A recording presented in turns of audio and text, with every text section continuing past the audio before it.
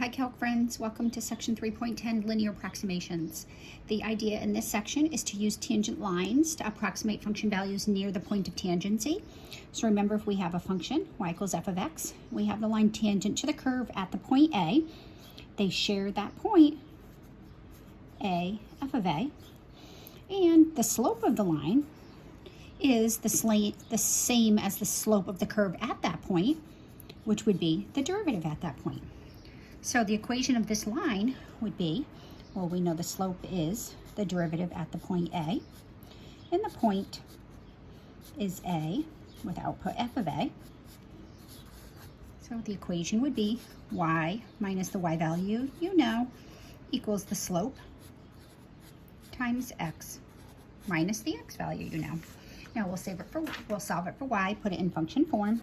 So y equals f of A plus f prime of A, x minus A.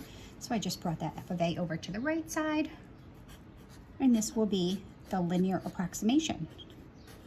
So the linear approximation is just another name for the line tangent to the curve f of x at the point A. We're just now using it to approximate function values. So if we look carefully here, A, at the point A, the line and the curve share that point.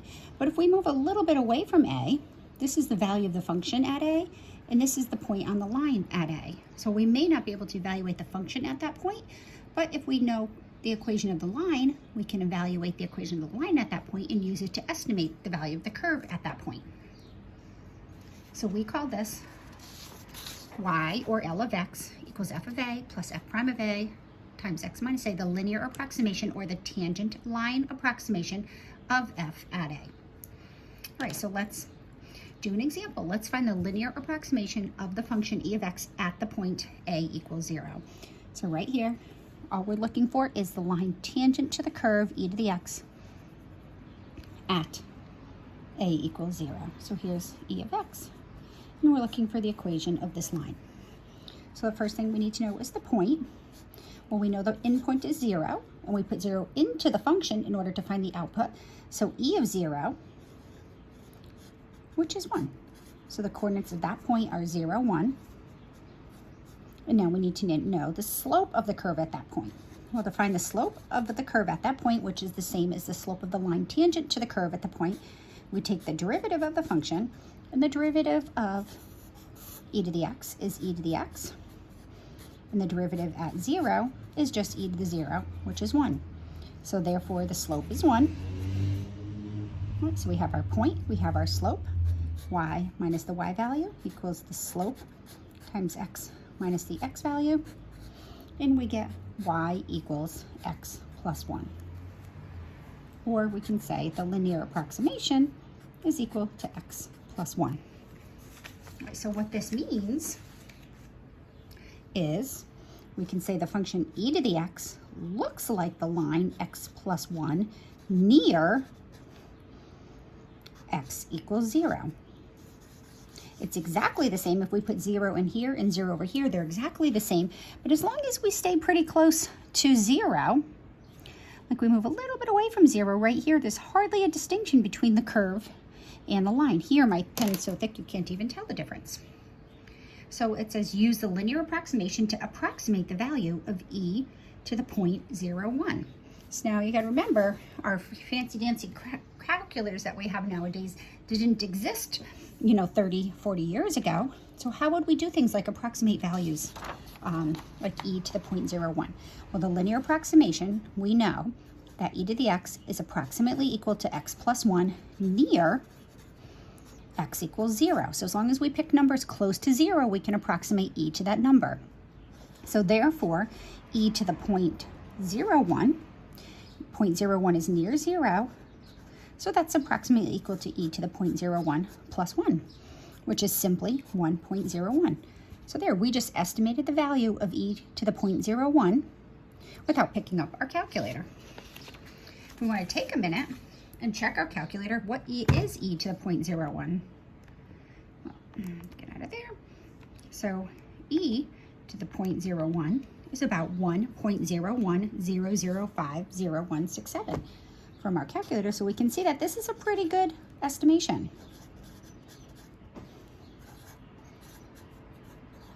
1.0100, so it's accurate out to 4 decimal places.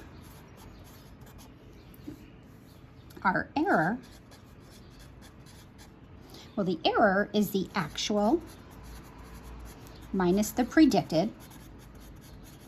So we call this the predicted value, or the value found from our line. And I'm using the word actual loosely because we can't actually write out the actual value of e to the 0.1 because it's an infinite non-repeating decimal. So we get e to the 0.01 minus the predicted, which was 1.01, which is approximately equal to, we get the 0.0000500167. So that's a pretty good error, right? Let's try again. Let's try, how about e to the 0.1? What if we move further away? So notice 0.1 is further away from 0, because this is my linear approximation. So as long as we stay near 0, well, e to the 0.1, according to this approximation, is whatever the power is plus 1. So it's 0.1 plus 1. So e to the 0.1 is about 1.1.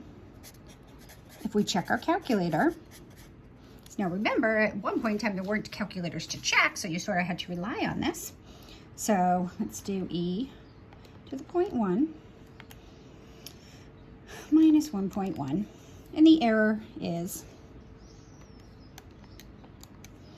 at the calculator, we get e to the 0.1. It's approximately equal to 1.105170918. So it's accurate out to 3 places. This one was accurate out to 4 places. So we're accurate out to 2 places, sorry. And the error would be about, take that and we're going to subtract the 1.1, and it would be 0.0051700918. Right? So still not very far off. 0.1 is considerably further away from 0 than 0.01, and we still have a very good approximation. All right, let's try another one. Let's find the linear approximation of the cube root function for values near 8. And then let's use it to estimate the cube root of 7.9. So A, we need to know our point. Well, our input is 8. We put 8 into the function. We take the cube root of 8. We get the 0.82. So that's the point of interest. And the slope, well, we need to know the derivative. Remember, always write roots as fractional powers. So square roots, cube roots, fourth roots, etc. are always x to a power. So the derivative is just 1/3 x to the negative 2/3, which is 1/3 cube root of x squared. Right, so the slope is going to be the derivative at 8. Right, and if we plug 8 in there, we get the derivative at 8 to be 1/3 cube root of 64, which is going to be 1/12. So the slope is 1/12. So the equation of our line is y minus the y value you know is the slope times this is equal to the slope times x minus the x value that you know.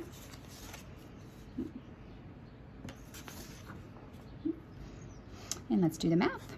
Y equals, I'll add 2 to both sides, 1/12x minus 8/12 plus 2. Y equals 1/12x plus an 8/12 plus 24/12 will be 16/12, which would be 4/3. Okay. So therefore, we can say the cube root function is approximately equal to 1/12x plus 4/3, as long as we stay near a equals 8 or x equals 8. We're looking at a particular point, we just say 8. Okay, so let's take a look at what that looks like. So here's the graph of the cube root function. So this is the graph of y equals the cube root of x, And then this is a linear approximation, 1/12x plus 4/3. Right here at 8, they share that point. And as long as we stay, look, if you stay really close to 8, notice I can bring this way in for you. Look, you can't even tell the difference between the function and the line as long as we're close to 8. Right? So now we're going to use this approximation to estimate. Let me write down it again. Cube root of x is about equal to 1/12x plus 4/3. So the cube root of 7.9 is going to be about equal to 1/12, 7.9 plus 4/3. And I can remember in theory, there weren't calculators, so we would have to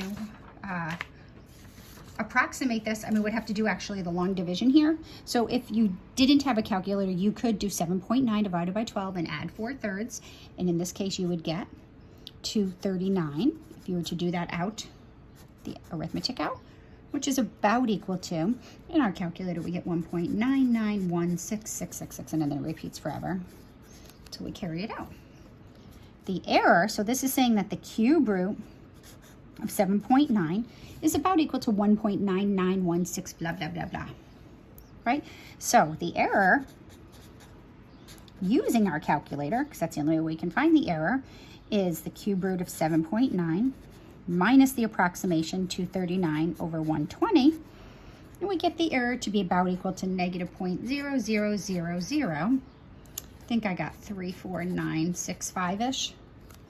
Right, so that's a pretty good approximation. I wouldn't have known that the cube root of 7.9 was about equal to 1.991666666 without seeing that.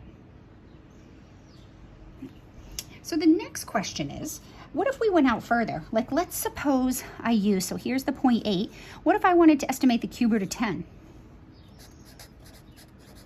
Right, well, the cube root of 10, according to this approximation, now 10 is near 8, not terribly near 8, but it's going to be equal to about 1/12 times 10 plus 4/3. Now, in theory, we could do that math without our calculator, but I'm going to save ourselves the time.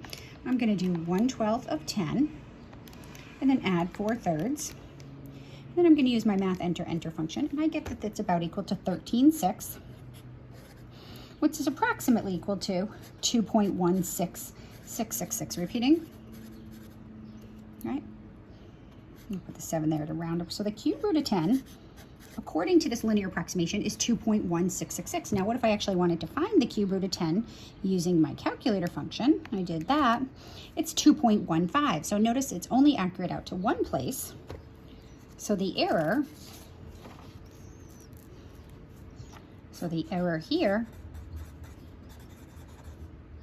is, well, it's the cube root of 10 minus 13 over 6, which is about equal to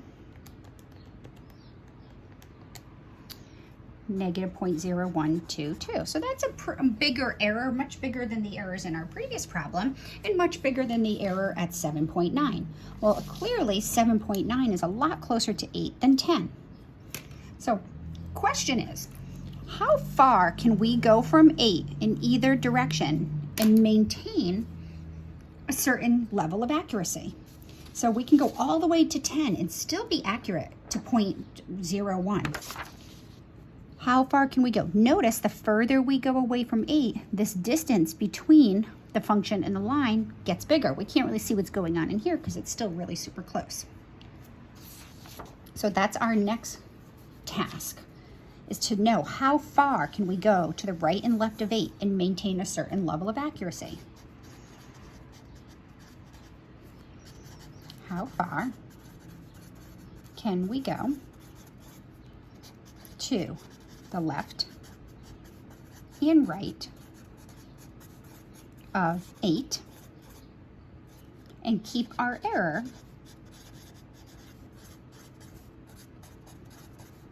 less than, let's say, 0.01. So I want to stay less than 0.01. All right, you ready for the algebra here? Remember, we want to keep our error less than 0.1. So it doesn't matter if it's negative 0.01 or positive 0.01, we want to stay in that range. So that means negative 0.01 and the error has to be between negative 0.01 and positive 0.01. So what our error is the actual minus the predicted. Keep that in mind. All right, so the actual is the cube root of x. The predicted is the 1/12x plus 4/3. So our goal is to keep this difference between the cube root of x, right, minus 1/12x plus 4/3. We want to keep that difference between negative 0.1 and 0.1. All right, so how do we do this? What I do, there's two ways to do it. I do it my way. Stewart Book does it a little bit different way. I take this linear equation and I add it to all three parts to eliminate it from the middle. So I'm going to add 1/12x plus 4/3 here. And I'm going to add 1/12x plus 4/3 to the right side of the inequality. And I'm going to add 1/12x plus 4/3 to the left side of the inequality. So we get negative 0.1 plus 1/12x plus 4/3. And then the cube root is now alone in the middle.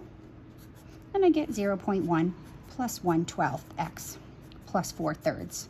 So what I'm doing here is I'm trying to bound the difference between the actual function and the predicted value of the function between the error limits. And I chose to sandwich the actual function between the error, so it's the actual in the middle, between the error plus the linear approximation, and then this is the negative error plus the linear approximation. All right, so what does that do? We have to find the values of x that satisfy this. We don't have to do this algebraically. We're going to use our technology. So right here, what I have here is I have the graph of the cube root function right here. That's the graph of the cube root in orange. And then the upper line is the linear approximation. The error plus the linear approximation. And then the bottom line is the opposite of the error plus the linear approximation.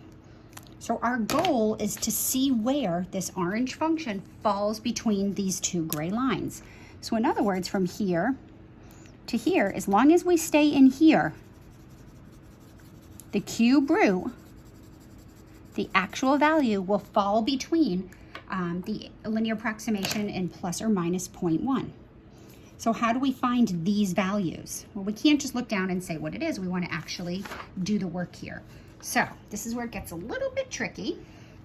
What we're going to do is in our calculators, I'm going to go to the graphing function and I'm going to plot all three, the two lines in the equation. So the two linear approximations plus or minus the error and the cube root function. So the first thing I'm going to do is the cube root function. So I'm going to go down and do the cube root of x. And then I'm going to do negative 0.1 plus, now be really careful entering this, 1/12x plus 4/3.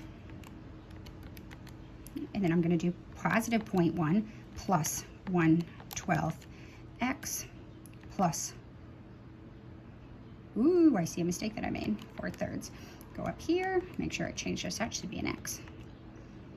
There we go. All right, so I have the cube root function, and I have the linear approximation plus negative 0.1, the linear approximation plus 0.1, and I'm going to graph this, and not a good window, so give me a minute. All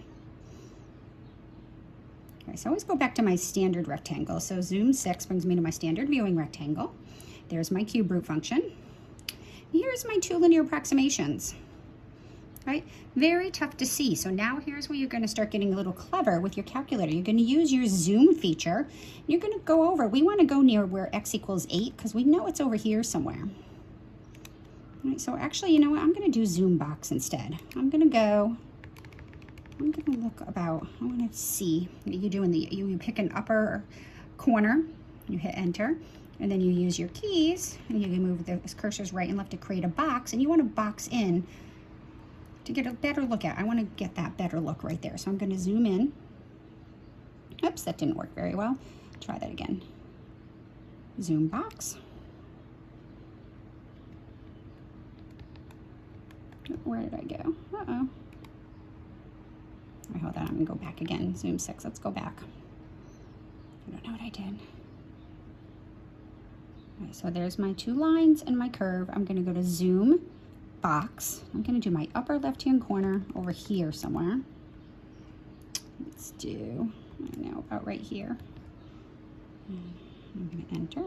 And now I'm gonna go down. I'm gonna just try to get this. I'm trying to find this piece right here and trying to zoom in on that piece so I can see where they cross. I'm gonna do that. All right, let's see. There's my curve. Maybe this is a better picture. Oh, there's one line. Oh, notice I offshot. So I can see my curve and I can see my lower line and I can see my upper line. All right, can you see that? Right. Now notice I'm missing this intersection over here. So I'm going to go into my window and just move my largest X value out a little bit. I'm going to go to like 15. Let's see if that's better. There's my curve. There's that lower line. Oh, good, I caught it right there. And notice the upper line's not even necessary here. Sometimes the function, when you sandwich it between the 2 linear approximations, plus and minus the error, sometimes it crosses one of them only, sometimes it crosses both. In this case, we only need the bottom one, so I only need those 2 points right here. So these are the values that correspond to these 2 values on my graph, right? So let me zoom back out, and that's what I need to find. I need to find where do those curves intersect. So these 2 values are going to be those 2 values. So I have to see where those curves intersect. So now this just definitely takes practice. So you're going to calculate. So if you go under the 4th button over on top, it says calc, you go second calc, and we want to do intersection number 5. And you look for where your cursor is. It's going to put itself on a curve. The top one's irrelevant. I only want the middle function and then the bottom line, and I can see that it's on the middle function, so I hit enter. It's going to pick another one. It's now on the bottom one. I'm going to hit enter again. And then it says make a guess. I always let it choose one first for me. So when I hit enter, it's going to give me this point way over here. So this point of intersection is right here, 14.383236. Right now I want to find over here. It looks like it's around 4 somewhere. So I'm going to go back to second calc. And then I'm going to go back to intersect. I'm going to have it pick my first curve, my second curve. Now when it says guess, I have to go closer. If I just hit enter, it's going to go right to that point again. So you use your arrows and you go closer to the other point of intersection. This definitely takes practice. So here, I think I'm pretty close enough, much closer. And I hit enter, hopefully it's going to, yep, nail me right there. 3.6, right? So this is now at, it crosses at about right here at 3.61222308. So as long as I choose X values between 3.61, let me zoom back out. As long as I choose X values between